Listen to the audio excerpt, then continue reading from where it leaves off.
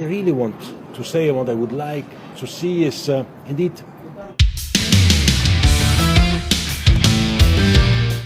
Tak mendapat restu dari FIFA, Malaysia mulai pertimbangkan keluar dari FIFA dan bentuk FIFA tandingan bertajuk N-FIFA. Rusia dan Iran sudah mulai pembicaraan. Netizen, wah, makin ngelunjak nih.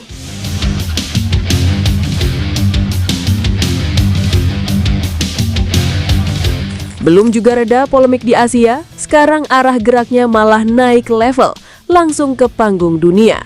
Keputusan yang awalnya cuma soal ketidakpuasan terhadap AFC, sekarang berubah jadi wacana yang jauh lebih ekstrim, meninggalkan sistem sepak bola global dan membangun yang baru dari nol.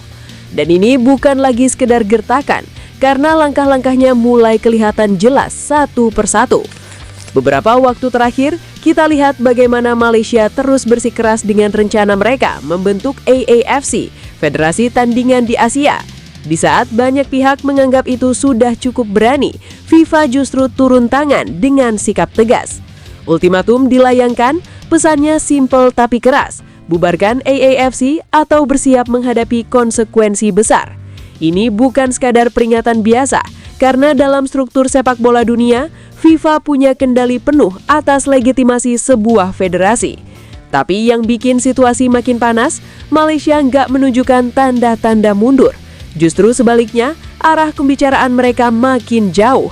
Dari yang awalnya fokus di Asia, sekarang muncul wacana untuk membentuk induk sepak bola dunia baru, yang disebut-sebut sebagai N-FIFA, sebuah organisasi yang digadang-gadang bisa jadi alternatif dari FIFA. Kedengarannya ambisius, bahkan bagi sebagian orang mungkin terdengar mustahil, tapi tetap saja pembicaraan ini sudah mulai berjalan. Nama-nama seperti Rusia dan Iran ikut terseret dalam diskusi awal. Memang belum ada keputusan resmi, tapi sinyal komunikasi itu sudah cukup untuk bikin banyak pihak waspada. Karena kalau sampai ada beberapa negara yang benar-benar ikut, ini bisa jadi awal perpecahan besar dalam dunia sepak bola. Bukan cuma di Asia, tapi secara global. Di atas kertas, ide membentuk federasi baru mungkin terlihat seperti jalan keluar, terutama bagi negara-negara yang merasa tidak diuntungkan dalam sistem yang ada. Tapi realitasnya jauh lebih kompleks. Karena keluar dari FIFA itu bukan sekedar ganti organisasi. Ini seperti keluar dari ekosistem sepak bola yang sudah dibangun puluhan tahun. Hal pertama yang langsung kena dampaknya adalah tim nasional. Kalau Malaysia resmi keluar dari FIFA, maka semua akses ke kompetisi internasional otomatis tertutup. Piala Dunia selesai, kualifikasi resmi nggak ada lagi.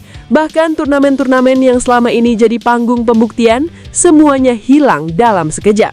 Ini bukan cuma kehilangan kesempatan, tapi benar-benar terputus dari jalur utama sepak bola dunia. Bayangin pemain-pemain muda di sana yang lagi berjuang mati-matian. Mereka latihan, mereka naik level, mereka bermimpi suatu hari bisa membawa negaranya tampil di Piala Dunia.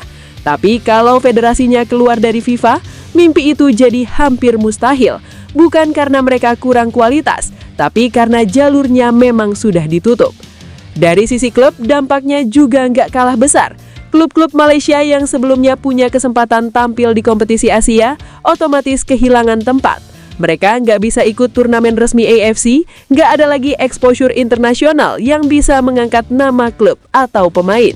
Padahal exposure itu penting banget buat perkembangan sepak bola, mulai dari sponsor hingga nilai pasar pemain. Belum lagi soal pengakuan.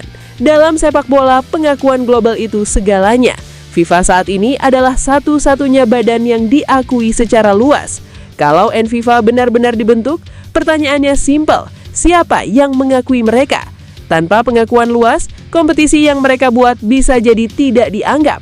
Ada, tapi tidak punya nilai di mata dunia.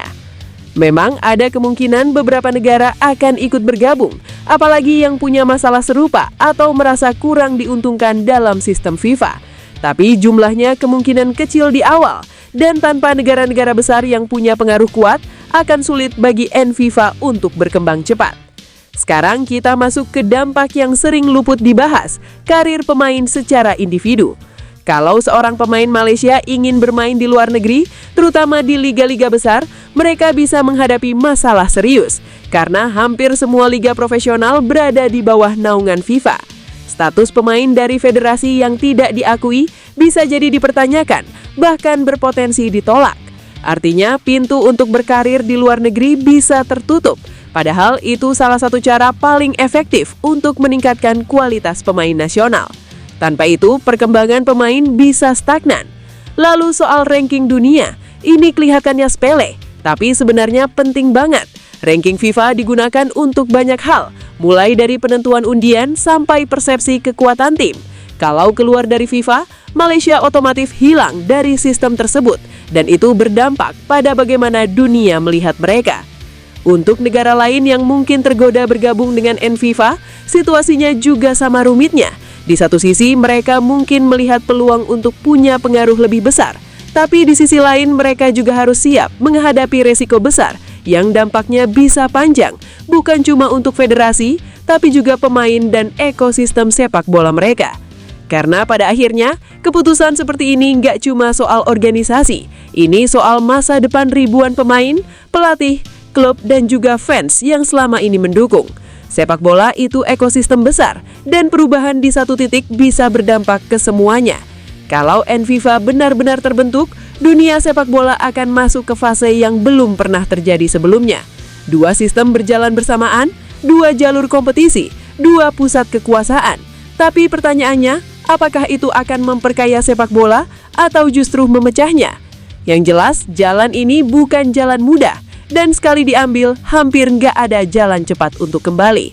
Sekarang tinggal menunggu apakah ini akan benar-benar jadi langkah besar atau akhirnya berhenti sebagai wacana yang terlalu jauh untuk diwujudkan.